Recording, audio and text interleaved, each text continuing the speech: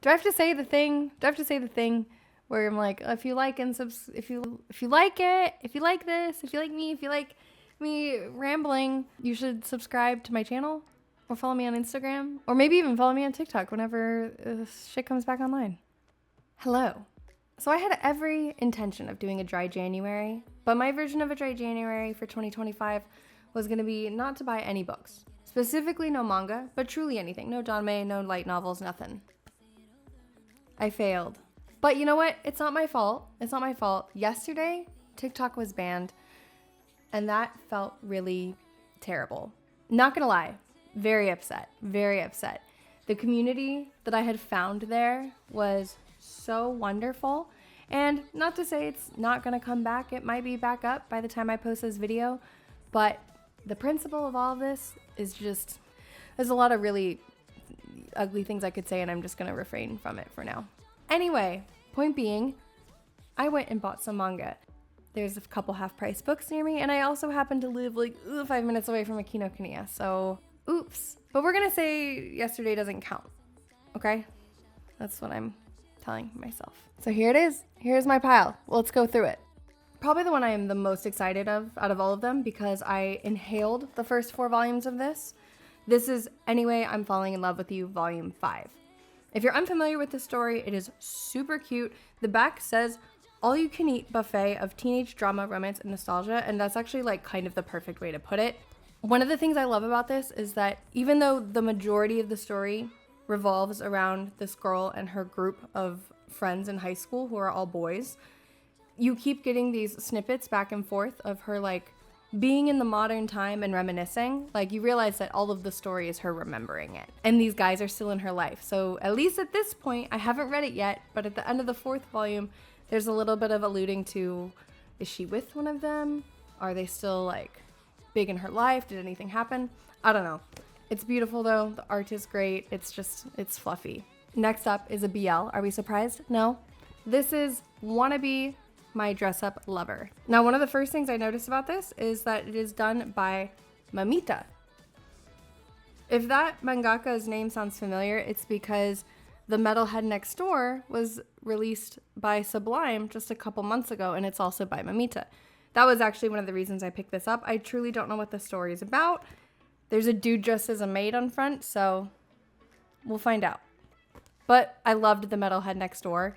It was super cute, so I'm very optimistic.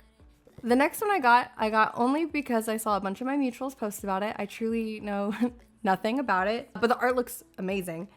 Firefly Wedding Volume 1. Just reading the back, honestly, it sounds pretty angsty. There's someone with a heart condition, needs to secure a marriage, then there's assassins. It looks pretty drama-filled, and the art looks really good. With the way that my mutuals on TikTok, rest in peace, have been hyping this up, I had to get it. The next one I got, and this was from Kinokuniya, is Volume 2 of Sheltering Eves. I picked up Volume 1 on a whim because I liked the art of it, and I saw it was by Kodansha, and I've had really good luck reading shoujos from Kodansha lately. I think they have such a great curation when it comes to their art. Sheltering Eves is actually like pretty dark. It's about these kids that live in a shelter because they suffered from abuse at their homes. The story revolves around a guy and a girl specifically and what their relationship is. They've been childhood friends. Now they're going into their last year of high school. So you can kind of anticipate what the story might be about. But the fact that it is all like placed within this context of like just abuse is really like another level, and it's very complicated. I feel like that's more complicated than the typical shoujo manga that I read. I really liked the first volume. I'm very much looking forward to this. Another BL coming right up. Pure Love's Sexy Time Volume 2.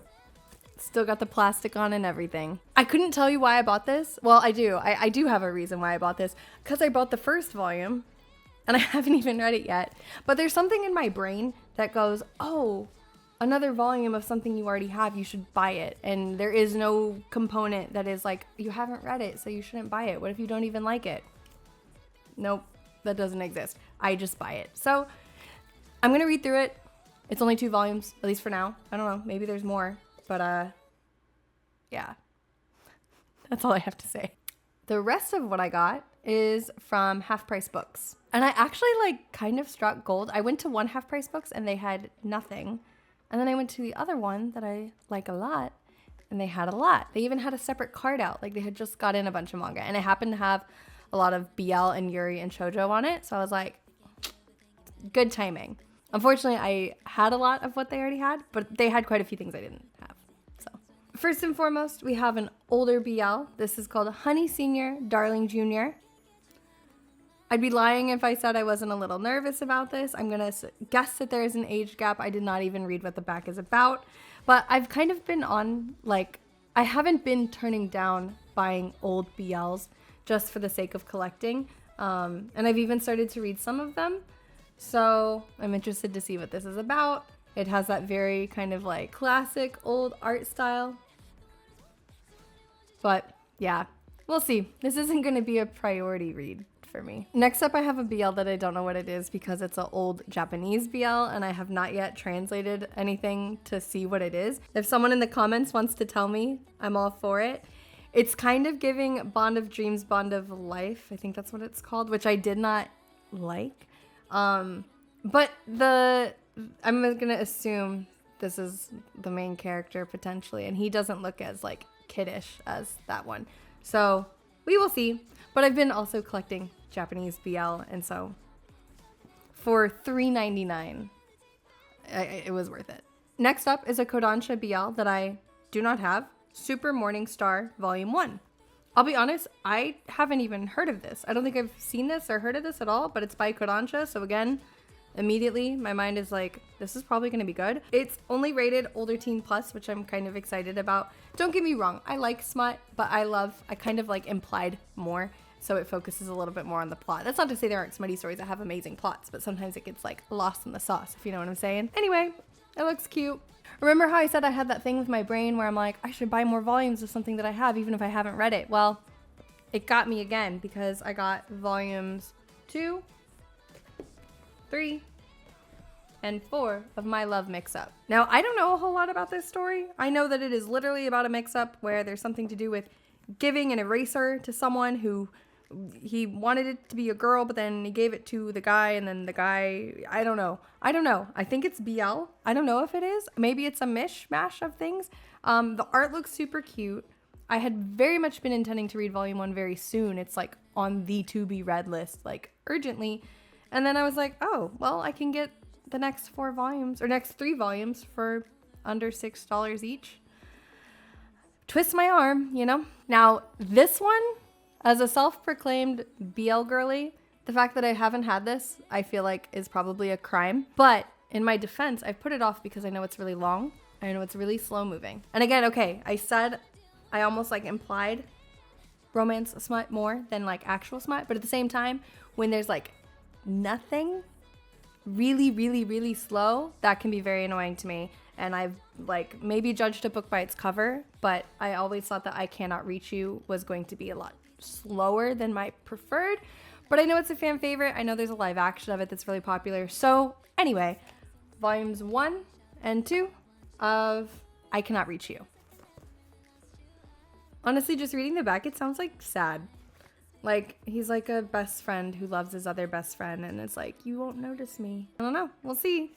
Aren't there like a million other volumes of this? This is probably, I'm not going to read it for a while because if I like it, I'm going to be like, oh, I have to go buy the rest of them. These are the problems I have. Last but not least, and this one is interesting because I can't even read them yet. I got volumes 3 and 4 of Happy Sugar Life. Now, I have volume 1 on the shelf, another one that is high on the TBR, but I don't have volume 2. They didn't have volume 2. I looked high and low. They did not have volume 2.